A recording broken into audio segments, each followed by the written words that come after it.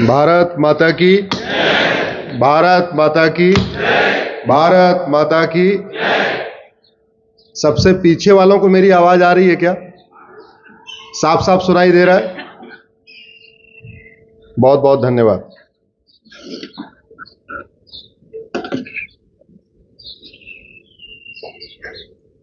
तराजू सबने देखा हुआ है?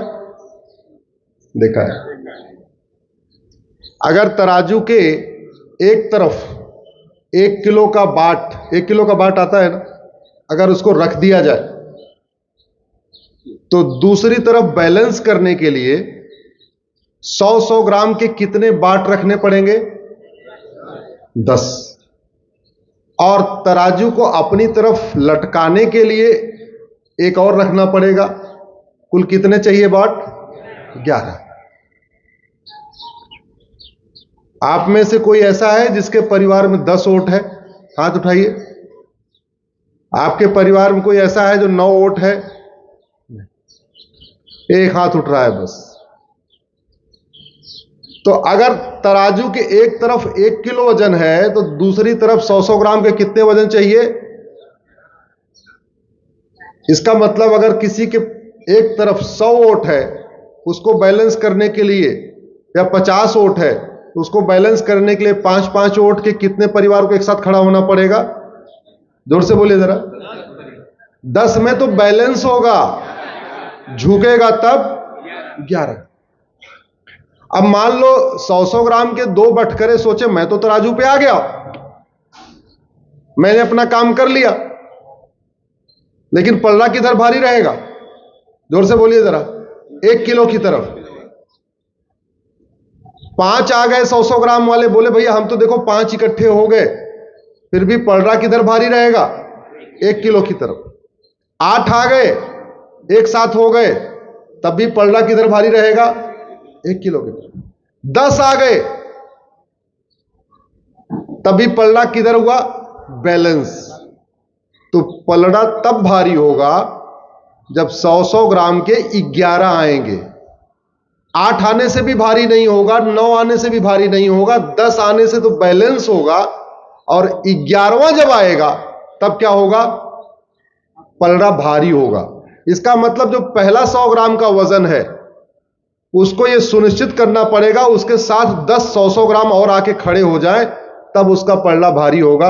आप सारे 100 ग्राम हो, आप 100 ग्राम से ज्यादा नहीं हो, इसलिए एक के साथ 10 और खड़े होंगे, 11 आएंगे, तब आपका पलड़ा भारी होगा। नहीं तो 1 किलो एक अपने आप में पर्याप्त है, आपके वो बराबर तौल दिया जाएगा। हिंदी समझ में आई क्या? मेरी पूरी बात समझ में आ गई जो मैं कहना चाहता हूं, या और थोड़ा उसको एक्सप्लेन करूं? वो पीछे वालों को समझ में आई क्या? बोलिए भारत माता की, भारत माता की, भारत माता की। वंदे वंदे वंदे। आपके मुंबई में 50-50 ओट का परिवार है, 40 ओट का भी परिवार है, 30 ओट का परिवार है, लेकिन आपकी सोसाइटी में 5 ओट से ज्यादा परिवार नहीं है। इसलिए उधर का एक परिवार का वोट बैलेंस करने के लिए आपके 10 परिवारों को एक साथ होना पड़ेगा। अगर एक भी उसमें से छिटका तो 9 लोगों की मेहनत बेकार, 8 लोगों की मेहनत बेकार। आपको 100% वोट करना पड़ेगा, एक लक्ष्य पर करना पड़ेगा, एक तरफ होके खड़ा होना पड़ेगा। नहीं तो याद रखिएगा, भारत को बर्बाद करने के लिए कोई गुंजाइश छोड़ी नहीं गई है। आपके आसपास घुसपैठियों को बसाया जा रहा है, उनका आधार बनवाया जा रहा है, उनका राशन कार्ड बनवाया जा रहा है, उनका वोटर आईडी बनवाया जा रहा है, उनका ड्राइविंग लाइसेंस बनवाया जा रहा है, उनका बर्थ सर्टिफिकेट बनवाया जा रहा है, उनका वोटर आईडी में नाम जुड़वा दिया गया है। तो वो उनकी औकात और आपकी औकात बराबर है। आप होंगे अपने घर के करोड़पति, आपके वोट की कीमत एक है, उसकी रोहिंग्या और बांग्लादेश की वोटी की कीमत एक है, और वो बांग्लादेशी एक परिवार, उसमें 20 वोट है, आपके एक परिवार में 4 वोट है। तो आप 5 लोग इकट्ठा हो जाओगे तब उस एक परिवार के बराबर आओगे, नहीं तो वो एक परिवार जिधर वोट दे देगा उसका काम बन जाएगा। और पॉलिटिशियन इस बात को समझते हैं, इसलिए वो आपकी तरफ कम आते हैं। उनको पता है कि इधर एक परिवार में जाऊंगा, 1 घंटे लगाऊंगा तो 4 वोट मिलेगी, दुनिया भर के सवाल जवाब और करेंगे। उधर जाऊंगा, एक परिवार में 50 वोट है, 40 वोट है, ज्यादा दिमाग लगाना नहीं, कोई सवाल जवाब होगा नहीं, केवल इतना बोल के आऊंगा 5-5 किलो तुम्हें चावल देता रहूंगा, 1000-1000 रुपए तुम्हें देता रहूंगा, इतना कह के आना, वोट अपने आप मिल जाएगी। तो माथा पच्ची किधर करना, इधर करना उधर करना, किधर करना। तो आप लोगों का राजनीतिक रूप से इसलिए कोई वही नहीं, कोई कीमत ही नहीं।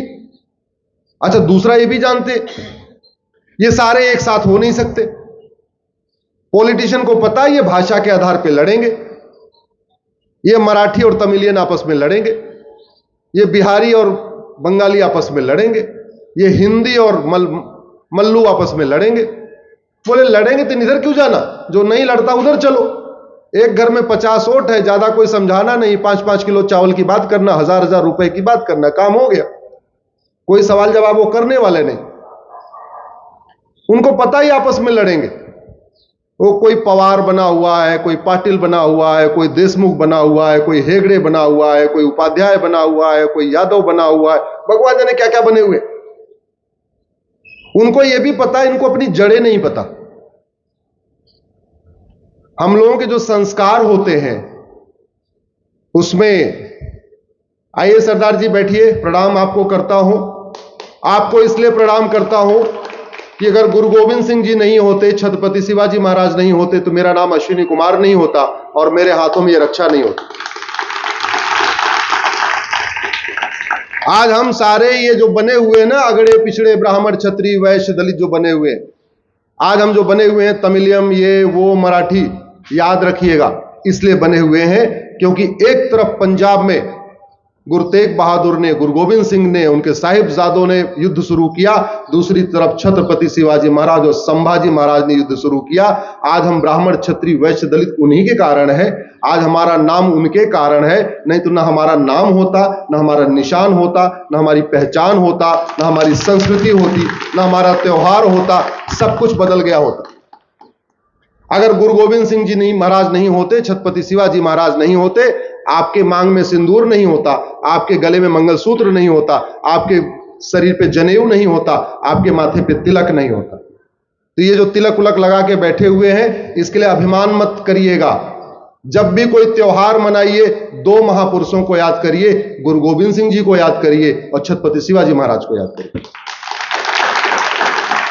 जब भी कोई घमंड आए, मैं ब्राह्मण हूं, मैं मराठा हूं, मैं फलाने हूं, मैं ढेकाना हूं, याद रखिए कि जो कुछ है किसके कारण है, 2 महापुरुषों के कारण, गुरु गोविंद सिंह जी महाराज के कारण, छत्रपति शिवाजी महाराज के कारण। और जानते हैं उत्तर दक्षिण के कल्चर में डिफरेंस कैसे आया? जब उनकी सेना चली तो छत्रपति शिवाजी महाराज ने उनको महाराष्ट्र में रोक दिया। सनातन को बचाने की 2 सबसे बड़ी लड़ाइयां जो हुई हैं, एक पंजाब में हुई, एक महाराष्ट्र में हुई। और पंजाब हमारा 25% कन्वर्ट हो चुका है। कैसे कन्वर्ट हुआ? स्कूल कॉलेज में फ्री में ड्रग बांटा, और जब हमारे युवा पीढ़ी ड्रग एडिक्ट हो गई, नशेड़ी हो गई, उसको कन्वर्ट कर लिया। वो दूसरा एक्सपेरिमेंट आपके महाराष्ट्र में कर रहे हैं। खूब इस समय नशा बांटा जा रहा है, स्कूलों में नशा पहुंचाया जा रहा है, हमारे बच्चों को नशेड़ी बनाया जा रहा है। और घर में 1 ही 2 बेटे हैं, 2 से ज्यादा तो आजकल होते ही नहीं है। अब 2 में से अगर 1 नशेड़ी हो गया, समझो आपके 50% आपका मामला, आपकी ताकत खत्म हो गई। बड़े प्लान्ड वे में भारत की डेमोग्राफी बदली जा रही है। अगर आपके दिमाग में है कुछ बात है कि हस्ती मिटती नहीं हमारी, ऐसा लोग बोलते रहते हैं ना, खासतौर पर जो कविता पाठ करते हैं वो जरूर बोलते हैं, कुछ बात है कि हस्ती मिटती नहीं हमारी। हमारी हस्ती भी मिट रही है, हमारी बस्ती भी मिट रही है। दुर्योधन का ननिहाल गंधार, जहां से माता गांधारी आई थी, वहां से हस्ती भी मिट गई, वहां से बस्ती भी मिट गई, और अब उसको अफगानिस्तान कहते हैं। राजा भरत का ननिहाल, जहां से माता कैकेयी आई थी, वो कैके अब पाकिस्तान कहलाता है। अब वहां पे राजा भरत को मानने वाले, राजा राम, महाराज भगवान राम को मानने वाले नहीं बचे हैं। वहां से हस्ती भी मिट गई और वहां से बस्ती भी मिट गई। ढाका, चटगांव 100% हिंदू हुआ करते थे, अब वो बांग्लादेश बन गया है। पिछले 3 महीने में क्या हो रहा है, हो सकता है आपके व्हाट्सएप पे वीडियो आया होगा, हो सकता है आपने टीवी में देखा होगा। हस्ती भी मिट रही है और बस्ती भी मिट रही है। एक हिंदू राज्य हुआ करता था, वो हमारे विजयनगरम साम्राज्य का हिस्सा हुआ करता था। ये तमिलनाडु वो वाला एरिया विजयनगरम कहलाता था। उसका नाम था मल्लदीप। वो मल्लदीप जहां राजा राज चोल राज किया करते थे, उस मल्लदीप को आज की डेट में मालदीव कहते हैं। और उस मालदीप में हस्ती भी मिट गई और बस्ती भी मिट गई। भारत में 28 राज्य हैं, 8 केंद्र शासित प्रदेश हैं, टोटल हो गए 36। 36 में से 9 राज्यों में हस्ती भी मिट गई है, बस्ती भी मिट गई। कश्मीर से हस्ती बस्ती मिट गई, लद्दाख से हस्ती बस्ती मिट गई, लक्षद्वीप से हस्ती बस्ती मिट गई, अरुणाचल से हस्ती बस्ती मिट गई, मेघालय से हस्ती बस्ती मिट गई, नागालैंड से हस्ती बस्ती मिट गई है, मणिपुर से हस्ती बस्ती मिट रही है। ऐसे 9 राज्यों से हस्ती भी मिटी और बस्ती भी मिटी। और जब हस्ती और बस्ती मिटती है तो केवल हिंदू की नहीं मिटती है, हिंदू, जैन, बौद्ध, सिख चारों की मिटती है, ब्राह्मण, क्षत्रिय, वैश्य, दलित सबकी मिटती है। जिस काबुल का 100% बिजनेस सिख किया करते थे, मारवाड़ी किया करते थे, जैन माहेश्वरी अग्रवाल किया करते थे, उस काबुल में एक भी अब कोई बचा नहीं है। जिस लाहौर और कराची का 100% बिजनेस जैन माहेश्वरी अग्रवाल समाज के पास था, सिखों के पास था, उस लाहौर और कराची में कोई नहीं बचा। जिस ढाका और चटगांव का 100% बिजनेस जैन मारवाड़ी अग्रवाल समाज के पास था, अब वहां एक भी नहीं बचा है। पहले भारत में फिल्में कहां बनती थी पता है आपको? लाहौर में। आज की डेट में जो बॉलीवुड बना हुआ है ना मुंबई का, ये विभाजन के बाद बना है। अदरवाइज फिल्में केवल और केवल लाहौर में बनती थी। इसलिए जब 1947 का विभाजन हुआ तो सारे हीरो हीरोइन, डायरेक्टर, प्रोड्यूसर, लेखक, निर्माता, निर्देशक सब वहां से भाग के यहां आए। इधर कोई होता ही नहीं था। यश चोपड़ा, प्रेम चोपड़ा, राज कपूर, राजेंद्र कुमार, पृथ्वीराज कपूर, गुलजार साहब, ये सब वहीं के हैं। सुनील दत्त, ये ऋतिक रोशन के दादा रोशन साहब, ये सब उधर के हैं।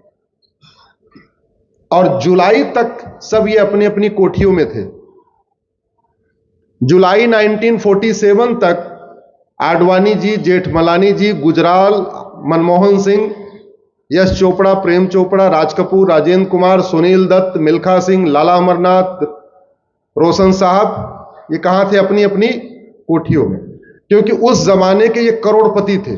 और कैसी कोठियों में थे?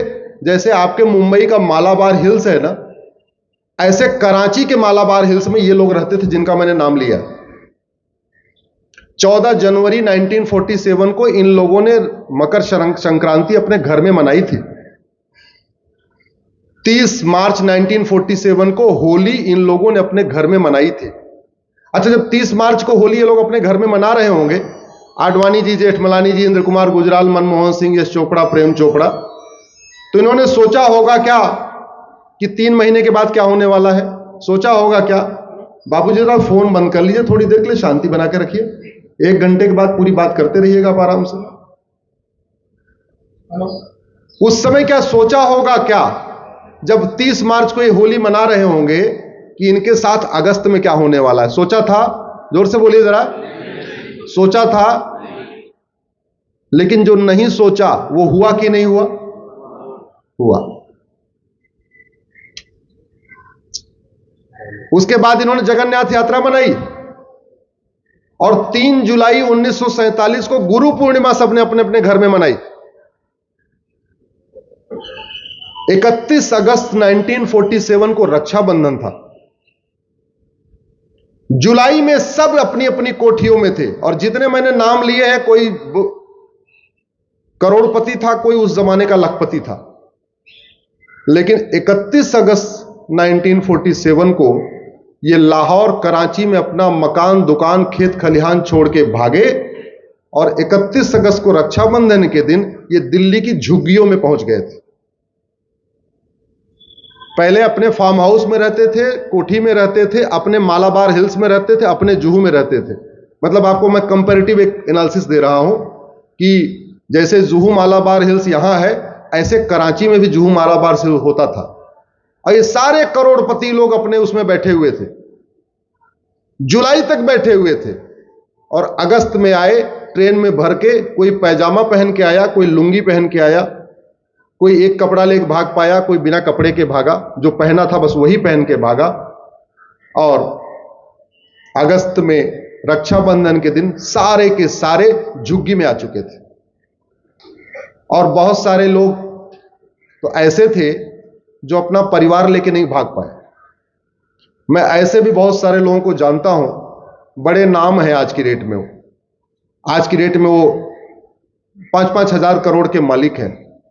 उसमें से 1-2 लोग तो अपनी पत्नी को लेकर नहीं भाग पाए, उसमें 1-2 लोग अपनी बहन को लेकर नहीं भाग पाए, 1-2 लोग अपनी मां को लेकर नहीं भाग पाए। आप कल्पना करिए, हुआ ऐसा क्या होगा कि लोग अपना परिवार भी लेकर नहीं, सामान मान तो छोड़ो, परिवार भी लेकर नहीं भाग पाए। और यह हुआ किस लिए था? एक सोच के कारण। सोच क्या थी? मैं पाक हूं, तुम नापाक हो, और हम पाक हैं, तुम नापाक हो, इसलिए पाक नापाक एक साथ नहीं रह सकते हैं, इसलिए हम पाक स्थान बनाएंगे। पाक पवित्र स्थान, पाकिस्तान 2 शब्दों से मिलकर बना है, पाक स्थान, उसी से बना है पाकिस्तान।